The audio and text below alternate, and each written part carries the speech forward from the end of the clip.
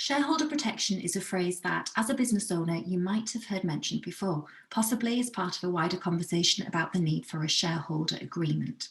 Today, I'm going to explain not only what it means, but also what can happen if you don't have it.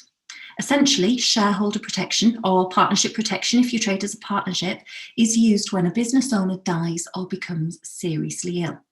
It allows the business to continue to be owned by the surviving shareholders or partners when one owner dies, by giving the survivors not only the opportunity to buy the deceased's share, but also the money to be able to afford to buy them out.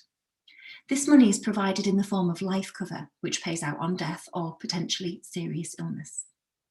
Not all businesses will need the life cover. It may be that as business owners, you have the funds to buy out your business partner if needs be. But if not, a life cover payout could provide a cash injection when it's really needed. So to illustrate how it works, I'll talk you through an example using a limited company. Here we have a business owned by 3 individuals, all with different shareholdings or different circumstances. They have discussed between themselves that if one of them dies, the other 2 wish to continue on with the business.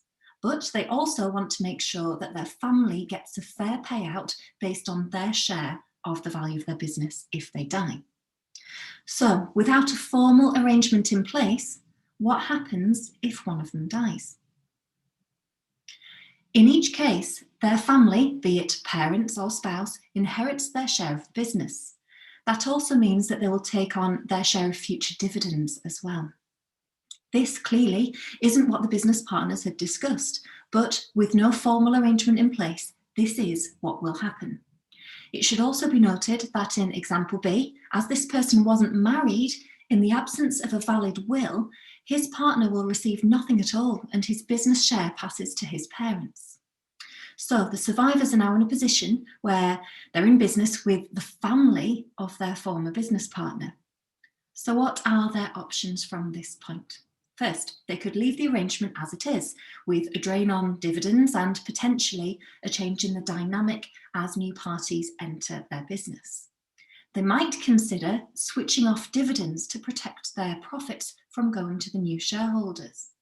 But if they do this, they are in danger of committing something called unfair prejudice, in which case they could be sued by the new shareholders. Or they raise money to buy them out and hope that the family are happy to be bought out as well.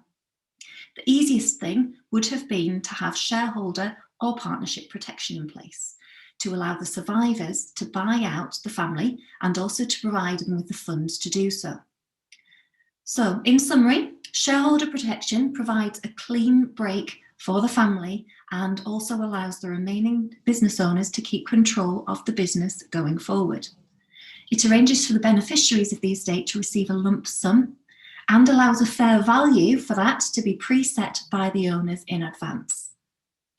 Importantly, there is no worry about finding cash to buy the business share at what could potentially be a vulnerable time.